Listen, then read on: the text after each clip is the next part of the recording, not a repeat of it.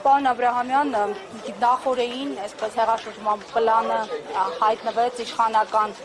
բարբերականի էջերում, հետո հաջորդեց քննչական կոմիտեի հաղորդագրությունը, Փաշինյանի ֆեյսբուքյան գրառումները եւ արդեն ձայնագրություններ, ծանոթացել եք ինչ դիրքորոշում ունեք, հատկապես ձայնագրությունների վերաբերյալ, որովհետեւ Փաշինյանը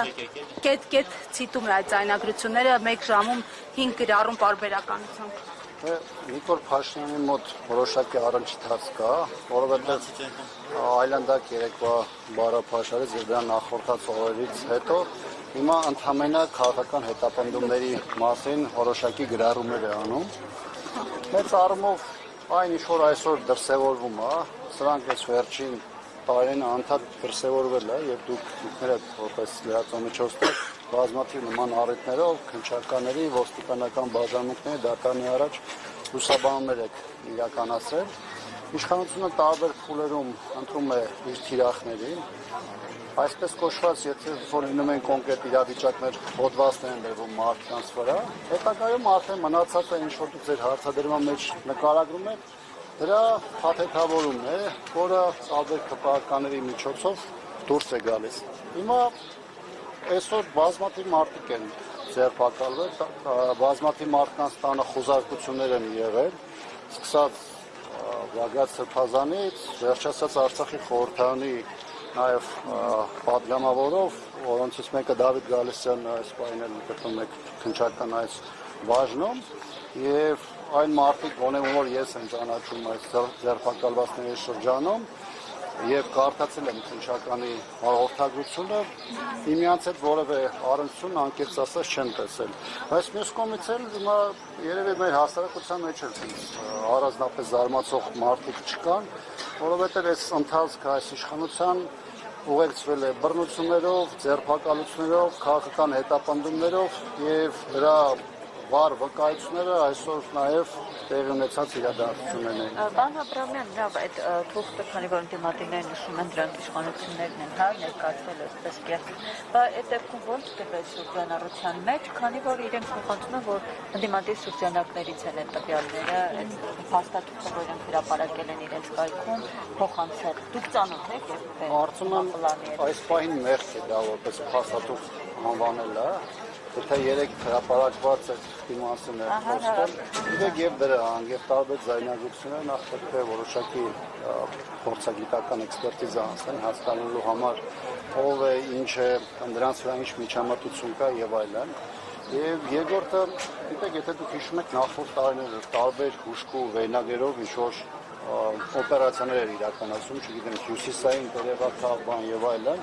ինչ որ տեղեկատվություն էր գնում, դրանից հետո իմանում ենք ինչ որ մարդիկ են բռնել, հետո դրա մասին ոչ հասարակություն գիտի, ոչ էլ որևէ այլ մարդիկ։ Օտոնիստերը ձգձգում Կարճվում են, գործերը ձգձգվում են, ինչ են ելնում։ Հիմա գիտեք, այն մարդկանց մասին խոսք է գնում կամ որ մենք ճանաչում ենք, կամ դուք եք ճանաչում, բազմիցս հարցազրույցներ եք արել, կարծում ոչ այդ մարդկանց խոսքը, ոչ գործունեությունը, որևէ ահաբեկչական գործունեության հետ կապված որևէ հարություն չունեցել։ Հիմա իշխանության մոտեցումը ինչ է դրված։ Մի կողմից իշխանությունը օրակարգ, գլոբալ առումով օրակարգ պահելու խնդիր ունի։ Նա դա անելու է եկեղեցու հարցակումներով, դա անելու է այնպիսի հեղինակություններ, ինչպես օրինակ Սամվել Կարապետյանը, անելու է այսպիսի օպերացիաների միջոցով, այսինքն առաջին խնդիրը օրակարգը իր ձեռքում պահելն է անելու, երկրորդն էլ իր համար առջևում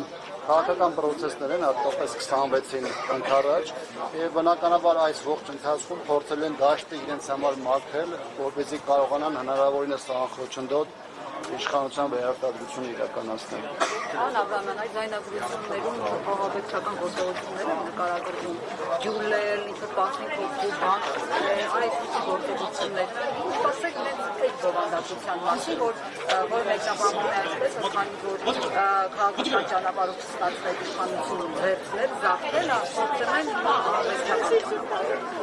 Ձայնագրության հետ կապված ես պատահական չնշեցի, որ դեռևս պետք է հասկանալու, այսինքն էքսպերտիզա անելու, հասկանալ թե իրականության մեջ ինչ է եղել, ինչ տողեր են իրար բերել, միացվել կամ չեն միացվել, այսինքն դրանց վրա հնարավոր միջամտության հարցը դեռևս պետք է հասկանալ մի քանի իրավաբանների մոտ տեսել եմ գնահատականների դրա հետ կապված, այս մասով դրա հետ կապված ինքս դեռևս ասելիք չունեմ, որտեղ եթե անկեղծել եմ, ես էլ դեռ այս բանը չեմ նայել, առավոտից քաշքշուկի մեջ են եղել։ Հիմա պետք է հասկանալ կոնկրետ այն մարդիկ, նախ զայնագրության մեջ այսօրվա ձերբակալված անձինք բոլորը ներկայացված են թե չէ, որտեղ ինձ ասում են, որ մեկ մարդու մասին մենակ Բաղդադ Սրբազանի մասնակցությամբ ինչ-որ խոսակցության մասին է խոսքը։ Հա, ճիշտ ասած, ότι չեմ կարող մեկնաբանել, այս բանը դա չեմ լսել, բայց մնացած բոլոր հանգամանքները դեռևս պետք է հասկանալ, որը դեռևս չունենք, բայց այն մարդկանց հետ ում ես առնչվել եմ, ովքեր ձերբակալված են, երբևէ ոչ հրապարակային, ոչ հրապարակային մակարդակում, որովհետև բռնության կամ առավել ևս ահաբեկության դրսևորման մասին որևէ բան չեմ լսել,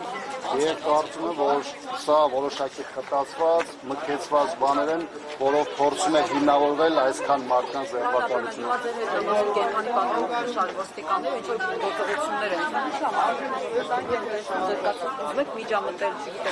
Գիտեք, մեր երկրում ուժային կառույցները այս ողջ ընթացքում կատարում են այս իշխանության կմահաճույքները, նաև դրանով է պայմանավորված, որ հանցավորության աճը մեր երկրում ոչ միայն գնալով մեծանում է, այլ նաև ծաղկում է, այնպես որ հստակ հասկանալ։ Հարգելի հետևողներ, այստեղ ոստիկանների թիվն ավելացավ, քաղաքացիներին հորդորում են տարածքից հեռանալ, որպեսզի ոստիկանները պատի պես շարվեն դարպասների առջևում։ Ավելորդ մի բանը վիճեք։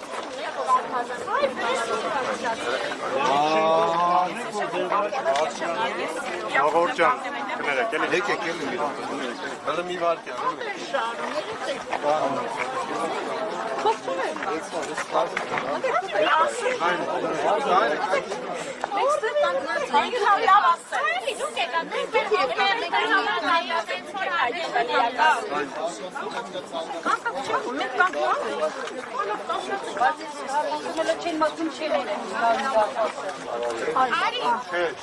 Հարվածնու թեմի հարգելի հետևողներ կլսենք նաև փաստաբան Վահան Հովհաննիսյանին։ Չեմ հասցրել լսել,